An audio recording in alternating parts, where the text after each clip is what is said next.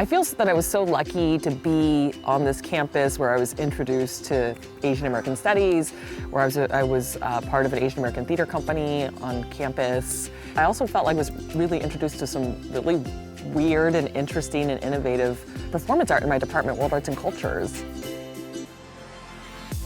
I mean, my whole sort of joke about why I got into making my own performances is like, rather than pay a therapist, I could make an audience listen to me talk about my problems. For me, it's like there's some power in feeling hurt and feeling like you're taking this pain or this frustration or this thing that you're just sitting in and putting it somewhere for someone to observe.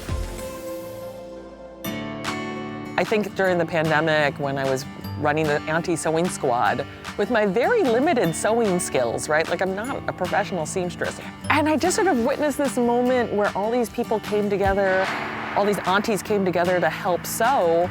I didn't think that the anti-sewing squad was an art piece, but it felt like this strange community theater piece where instead of actors, I had aunties, and we were able to directly interface, basically sending protection to these communities that had no protection in this crisis.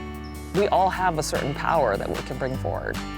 You know, I elected to do these projects with communities that I'm not necessarily part of. I'm not undocumented. I don't live on Skid Row. But I was willing to be vulnerable, to yield to them, to sort of guide me on how their community works, right? So I'm not just parachuting in. I want to do well in the world. I don't know how. I often bite off more than I can chew. I don't realize like what a rabbit hole I've usually dived into when I'm like, oh, I'll sew some masks. I didn't know there was competition. I mean, I can see why, like, listen, I ran a sewing group through the pandemic with 800 aunties. That's a lot. But it's just so funny because if you looked at me in college, I was like so selfish and confused, and I just, like when I think of community service, I think of these people who are like Mother Teresa and always giving, and I'm so not that. But it means so much I got to beat out 19 people. Wow! My mother's gonna love that. She loves when I win contests. I'm sorry to all those who didn't win this year. Sorry, start a sewing group next time.